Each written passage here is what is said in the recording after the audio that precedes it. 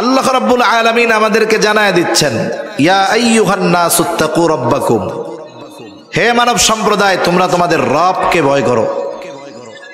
কোন রব? আল্লাহ। তিনি কে?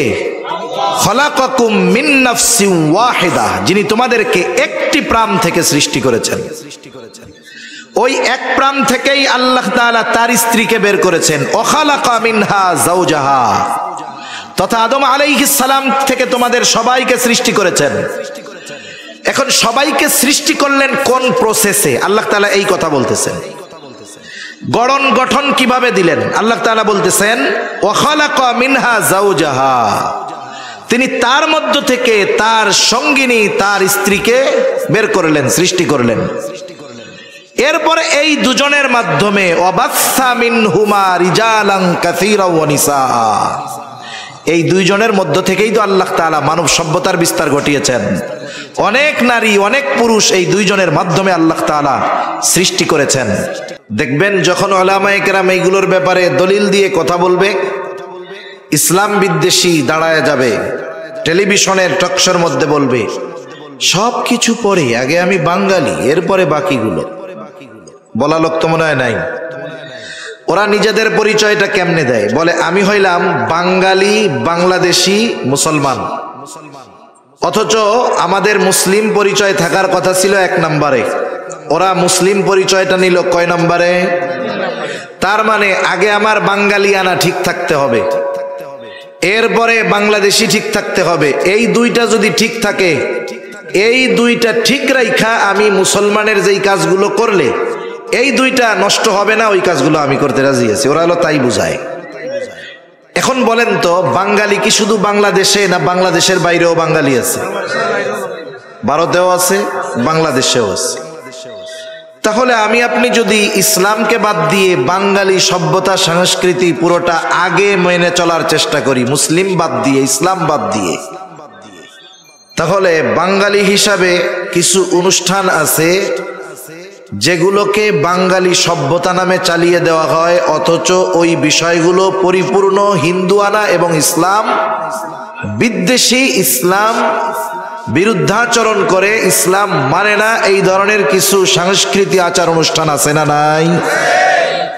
আমি অন্যান্য অনেকগুলো বাদ দিব, ওই দিকে না। একটা কথাই বলি, আপনাদের অঞ্চলে বিবাহ শাদীর অনুষ্ঠান হয় কি হয় না? বিবাহ শাদী এটা শুধু সামাজিক একটা অনুষ্ঠান, সভ্যতা আচার অনুষ্ঠান তা না। বিবাহ কিন্তু একটা ইবাদত।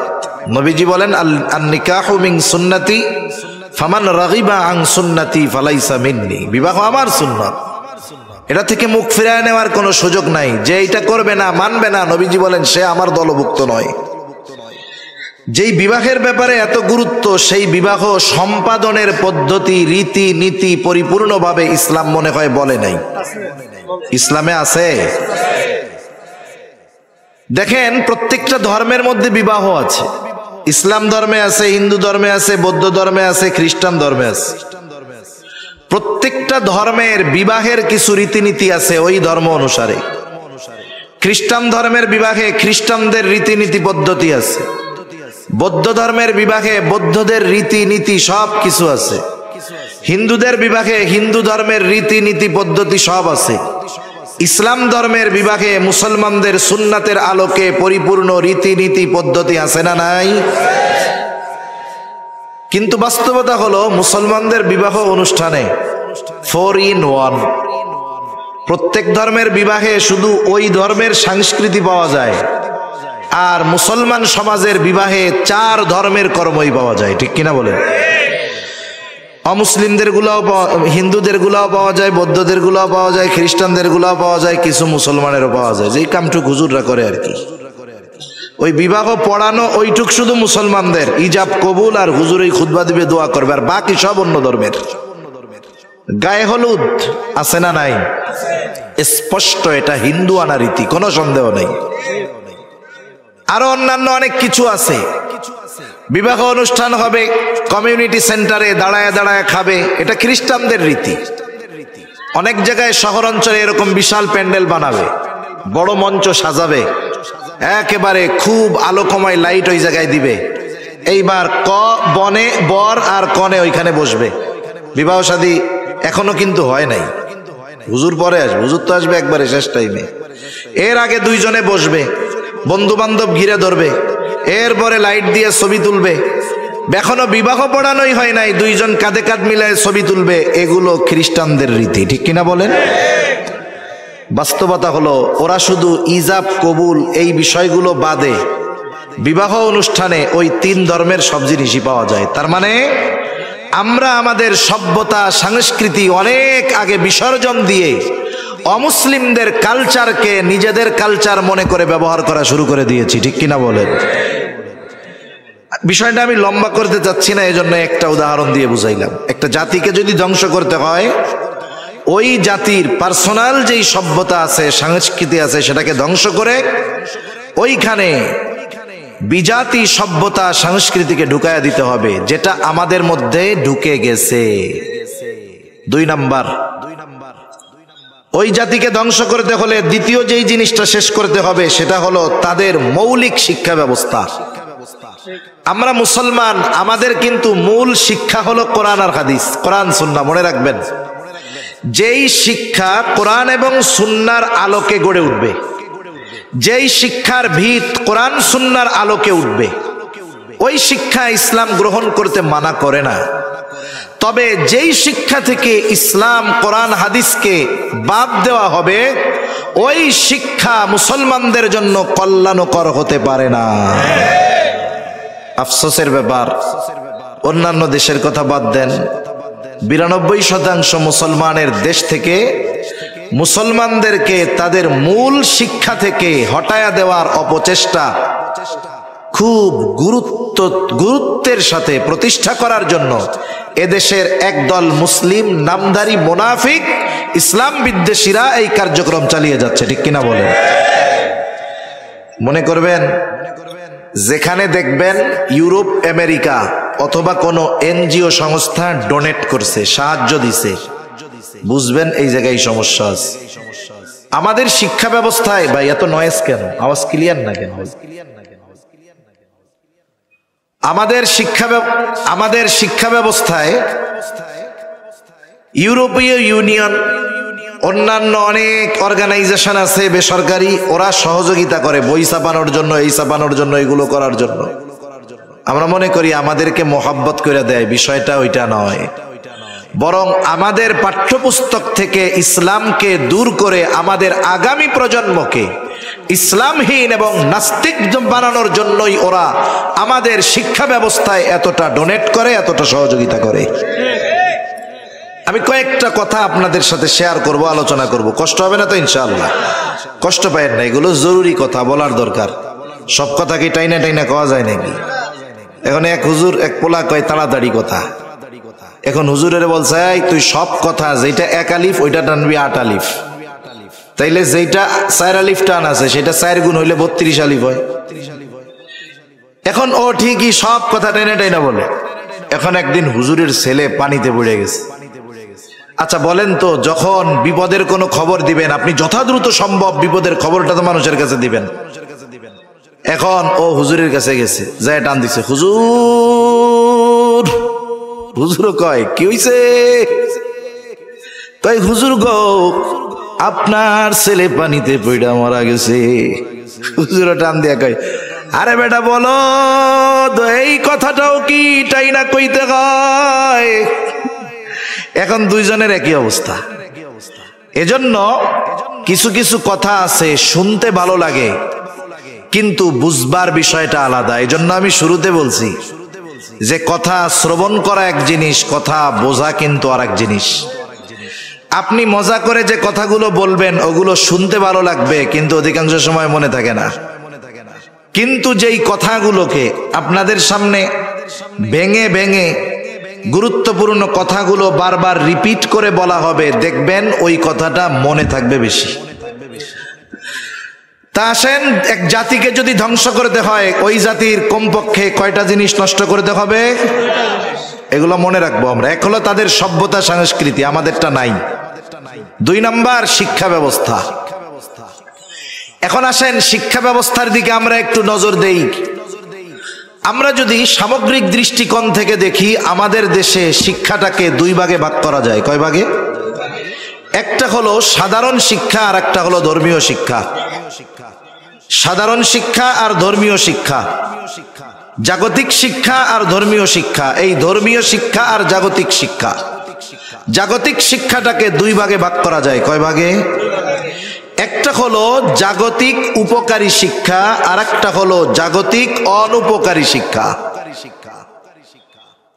এখন একটা শিক্ষা উপকারী নাকি অনুপকারী এটা বুঝবো কেমনে? একটা শিক্ষা উপকারী না অনুপকারী এটা বোঝার জন্য ওই শিক্ষার যেই আসবাব ওইটার দিকে নজর দিতে হবে। এখন বলেন তো, মানুষ যে শিক্ষা অর্জন করে কিসের মাধ্যমে? বইয়ের মাধ্যমে। কিসের মাধ্যমে? ওই বইয়ের মধ্যে কোন ধরনের শিক্ষা আছে এটা নির্ভর করবে ওই বইয়ের উপরে। আর ওই শিক্ষা অর্জন করে একজন সন্তান কি অর্জন করবে এটা নির্ভর করে ওই শিক্ষার যেই আসবাব অথবা মাধ্যম, এই বইয়ের মাধ্যমে। এই জন্য প্রত্যেকটা শিক্ষা ব্যবস্থায় কিতাব অথবা বই এটা মোস্ট ইম্পর্টেন্ট একটা ব্যাপার। সাথে সাথে ওই বই যিনি পড়াচ্ছেন ওনার অবস্থার উপরে এটা নির্ভর করবে বেশি।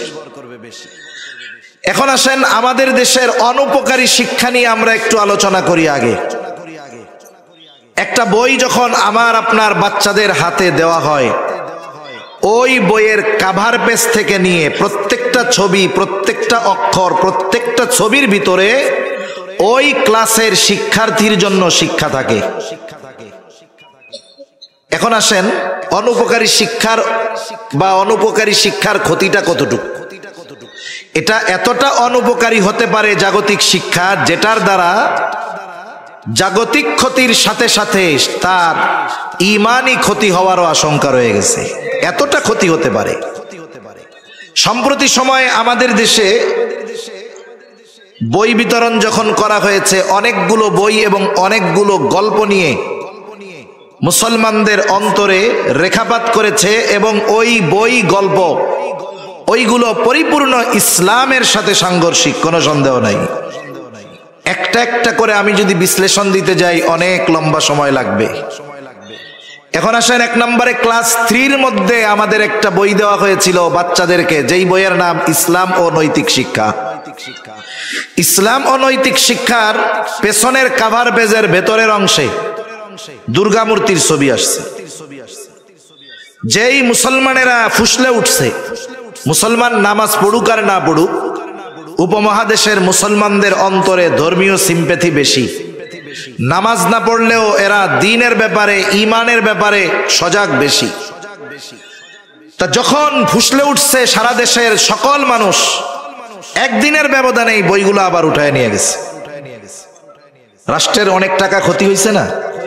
এখন আমরা যদি মাইনা নিতাম যে রাষ্ট্রের ক্ষতি হয়েছে, হোক, ক্ষতি হয়েছে তাতে কি, ছবি একটা গেছে তাতে কি, ওইটা আমরা কালি দিয়া মুছা ফেলাইলাম, অসুবিধা কোথায়? মনে রাখবেন, ওরাও জানে এই বইয়ের পেছনে যখন এই ছবি দেখবে মুসলমানরা ফুসলে উঠবে। ফুসলে উঠলে বই চেঞ্জ করে ফেলবো, টাকা লস হইলে তাতে কি? কারণ যেই টাকা নষ্ট হবে ওই টাকার চাইতে মুসলমানদের ঈমানের দাম আরো অনেক বেশি।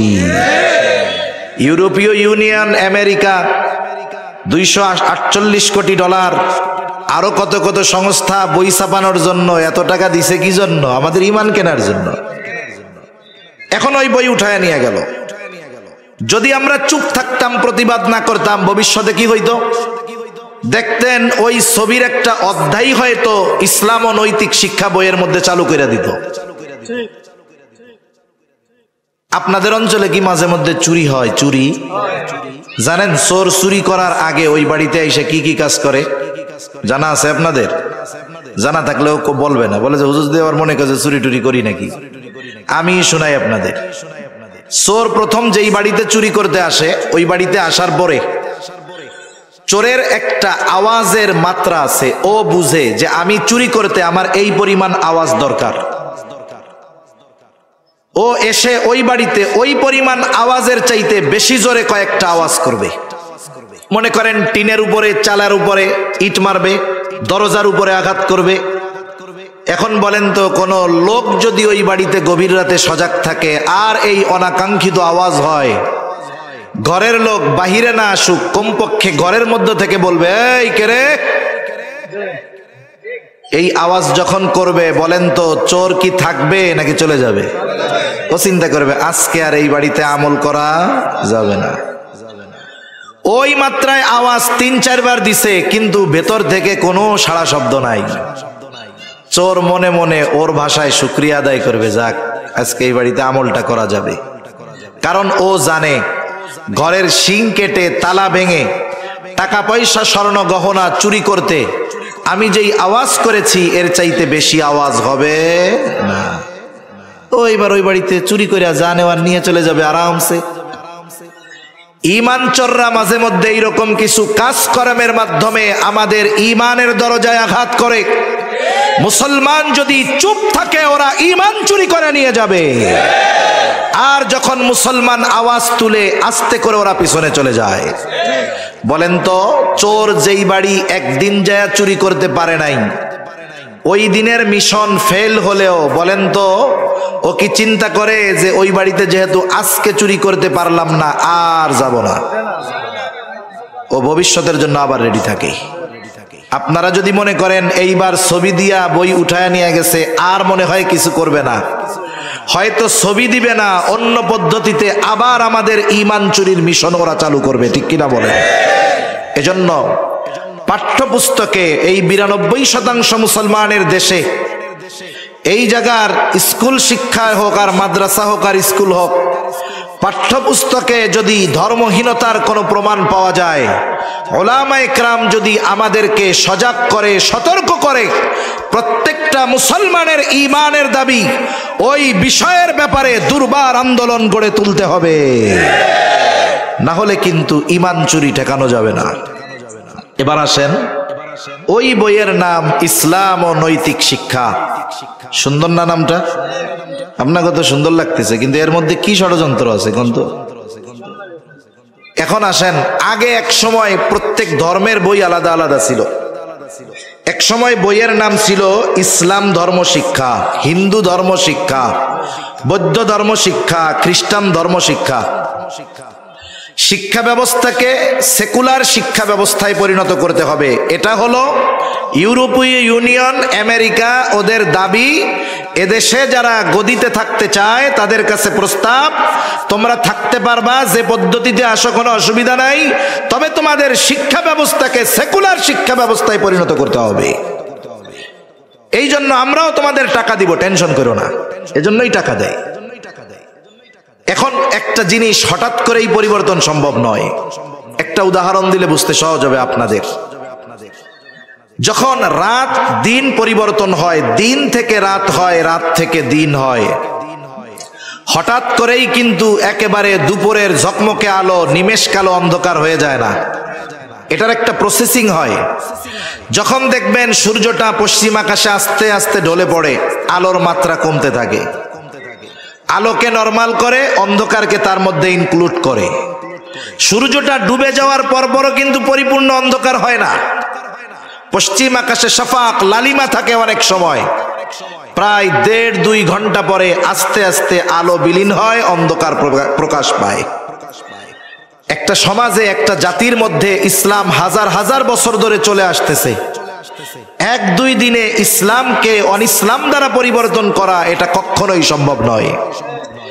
এই জন্য এরা আগে সেকুলারিজমকে আমাদের মধ্যে নরমাল করতে চায়, মানে বিষয়টা স্বাভাবিক নিতে চায়। এখন কেমনে বুঝাই আপনাদের?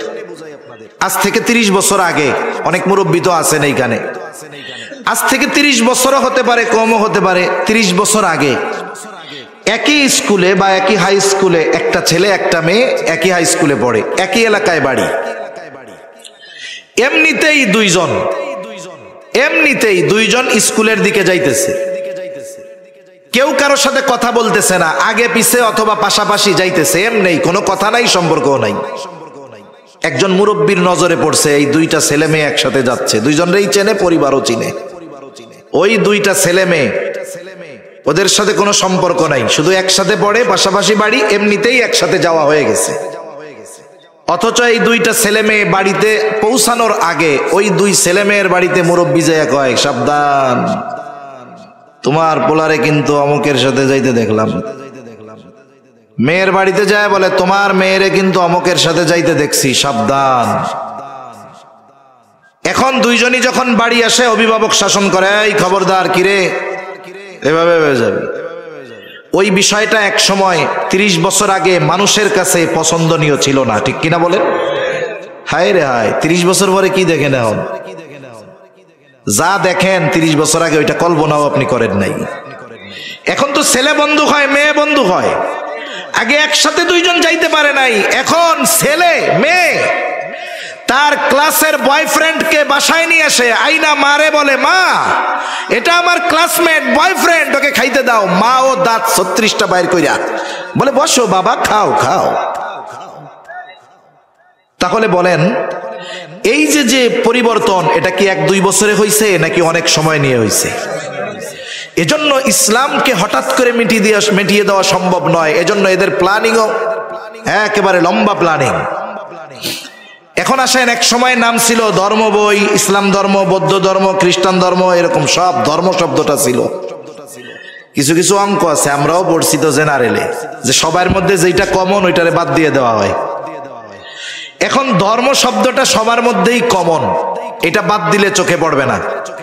এক সময়ের ইসলাম ধর্ম শিক্ষা বই, এক সময় হলো শুধু ইসলাম শিক্ষা। ধর্মবাদ শিক্ষা ব্যবস্থা থেকে ইসলামকে দূর করতে হবে, সেটা কর্ম, কাজে, লেখায়, সব জায়গায়। এখন কিছুকাল এরকম চলার পরে আপনি যখন একটাকে বাদ দিবেন, ওই স্থান পূরণের জন্য আরেকটা জিনিসকে দরকার। ইসলাম বাদ দিবেন, তবে এমন একটা শব্দ দরকার যেটা ওখানে বসিয়ে দিলে, ইসলাম বাদ দিলে পরবর্তীতে সমস্যা হবে না। তবে হঠাৎ করে বাদ দেওয়া যাবে না, এটা দীর্ঘকালের প্রসেস হইতে হবে। ওই প্রসেস বা এই পদ্ধতি পূরণেই ইসলামের সাথে নতুন একটা শব্দকে জুড়ে দেওয়া হলো। বই ইসলাম শিক্ষা থেকে হলো ইসলাম ও নৈতিক শিক্ষা। এখন বলতে পারেন, হুজুর আপনাকে জ্বালাই বাঁচি না, আপনারা শুধু খুশান গেলি। আসলে আপনাদের অবস্থা কি জানেন? গন্ডার রে নাকি হঠাৎ করে গন্ডার হাইসে উঠছে, গল্প আবার সত্য না, এটা বোঝানোর জন্য বলি। গন্ডারদের মজলিস, হঠাৎ করে গন্ডার অনেক হাইসা উঠছে। একজনকে, কিরে কারণ ছাড়া হাসলি কেন? কয় 6 মাস আগে একজন আমারে কুতুকুতু দিছিল। কুতুকুতু দিছে কয় মাস আগে? এখন হাসছে যাইয়া কয় মাস পরে? আমরা হুজুররা ঠিক নগদে কুতুকুতু দেই, কিন্তু আপনারা বুঝেন 10 বছর পরে। যদি সঠিক সময়ে হাসি দিতেন, বুঝতেন, তাইলে এই ছোট্ট 17-18 কোটির দেশে 53,000 এনজিও বসে থাকতে পারতো না। স্বাধীনতা পরবর্তীকালীন সময় যখন এদেশে এনজিওরা আসছে, ওলামায়ে কেরাম তখন বিরোধিতা করেছে। কারণ যে জাতি 9 মাস যুদ্ধ করে পাকিস্তানের বিরুদ্ধে বিজয় ছিনিয়ে আনতে পেরেছে, ওই জাতি পরিশ্রম করে দেশকে পুনর্গঠন করতে পারবে, অন্যদের কোনো দরকার নাই। ওলামায়ে কেরাম বাধা দিছে, কারণ এনজিওদের মিশনের খবর ওনারা জানতেন। এদেশের মানুষ তখন হুজুরদের বলছে, হুজুররা এদেশের ভালো চায় না, বিরোধিতা করছে। এখন এনজিও কি করে? কত জায়গায় শুনি, দেখি খবরে, সুদের কিস্তির টাকা দিতে পারে না, গরু নিয়ে যায়, টিন খুইলা নিয়ে যায়, পরনের শাড়িও খুইলা নিয়ে যায়। সেই সময় হুজুরদের কথা শুনেন নাই। আরো পেছনে ইতিহাস যাই, আজকে দেখেন ফিলিস্তিনে ইহুদিরা হামলা করছে। এই প্রসেস 1-2 দিনে হয় নাই। দ্বিতীয় বিশ্বযুদ্ধের আগে ওসমানী খেলাফতের সময় থেকেই পৃথিবীর বিভিন্ন দেশের ধনী ধনী ইহুদি যারা ছিল, ওরা কামলা দেওয়ার জন্য গরিব ইহুদিদেরকে ফিলিস্তিনে পাঠাইতো। ফিলিস্তিন সমৃদ্ধশালী একটা দেশ ছিল। আজকের অবস্থা আর 100 বছর আগের অবস্থা এক ছিল না। তা ওদেরকে পাঠাইতো যে তোরা ফিলিস্তিনে গিয়ে ওদের কামলা দিবি। উদ্দেশ্য কি? আস্তে আস্তে জড়ো করা। যেমনি ভাবে ইস্ট ইন্ডিয়া কোম্পানি আস্তে আস্তে এই উপমহাদেশে তাদের লোক জড়ো করে এক সময় বিদ্রোহ করে গোটা দেশের শাসন ব্যবস্থাই নিজেদের হাতে নিয়ে নিছে। এখন ওরা আস্তে আস্তে আসছে, যখন লোকজন জড়ো হয়েছে ইহুদিদের কিছু, ইহুদি ধনীরা ওদেরকে শিখায় দিছে তোরা ফিলিস্তিনের নাগরিকদের কাছ থেকে জমি কিনবি। এখন জমি কিনতে চায়। ফিলিস্তিনের ওলামায়ে কেরাম বলছে খবরদার, ওদের কাছে তোমরা কিন্তু জমি বিক্রয় করবা না। 1 টাকার জিনিস যদি 10 টাকায় পাওয়া যায়, এই লোভ আমি হুজুরের জন্যও তো সামলানো কঠিন, ঠিক কিনা বলেন? এখন 20 গুণ বেশি দাম দিয়ে হলেও ফিলিস্তিনের নাগরিকদের কাছ থেকে জমি কিনছে ওরা, ইহুদিরা। ওরা আসার আগেই এদেশে ফিলিস্তিনে অনেক জমি কিনে ফেলছে। ওলামায়ে কেরাম বাধা দিছে। ওই সময়ের নাগরিকরা বলছে তোমরা আমাদের উন্নতি চাও না, আমার এই জমিটা বেচে আমি একটা বিল্ডিং করবো, তোমাকে হুজুর গজালায় তাও সম্ভব হবে না। এই যে হুজুররা মানা করছিল, ওই মানাটা শোনো নাই। এখনের পরিস্থিতিটা কি হইতেছে, এটা আত্মসমালোচনা করতেছি আমরা ওলামায়ে কেরামের কথা শুনতে রাজি নাই। এখন আসেন, ইসলাম ও নৈতিক শিক্ষা খুব সুন্দর। হুজুর সমস্যা কোথায়? মনে রাখতে হবে, একটা জিনিস আপনি যদি বাদ দিতে চান, ওই জায়গায় ওই রকম আরেকটা জিনিস আনতে হবে।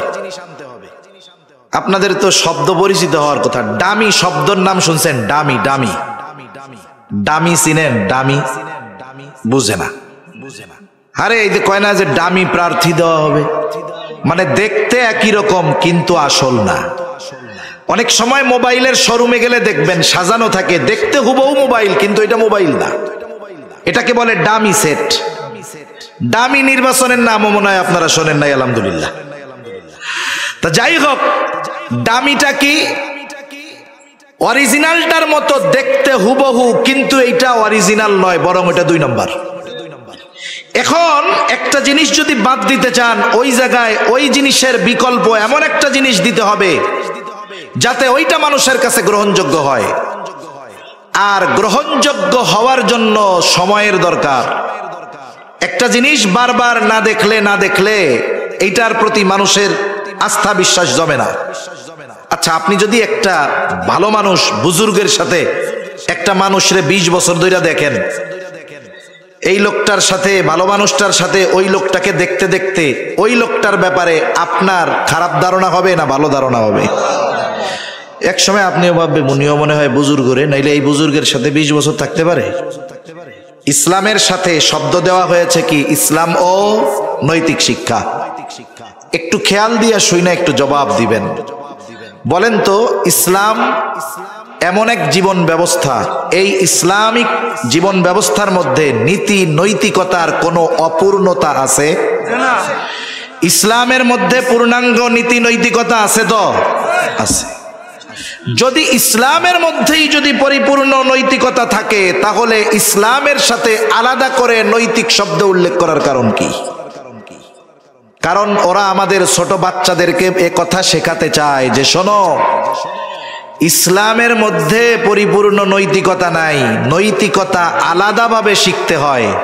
এই কথাটা বোঝানোর জন্যই ইসলাম এর সাথে ও নৈতিক শব্দটাকে ব্যবহার করা হয়েছে। যারা নাস্তিক, সেকুলার, ওরা কি বলে? আমরা মুসলমান হব না, আমরা মানুষ হব। মানব সেবাই পরম ধর্ম। কথাটা শুনতে কত ভালো লাগে না? এর মধ্যে ইসলাম বিদ্বেষিতা, নাস্তিকতার গোড়া নিহিত। মানবতা শব্দের মধ্যে নাস্তিকতার গোড়া নিহিত, সেকুলারিজমের গোড়া নিহিত। যদি মানবতাই এ দুনিয়ায় থাকতো, 30,000 গাজার নিরখ নিরস্ত্র মুসলমানদেরকে হত্যা করা হয়েছে। কোথায় ইউরোপের মানব সভ্যতা? কোথায় মানবতা? তার মানে ইসলামের সাথে মানবিক কোনো অধিকার নেই। কি বুঝলেন?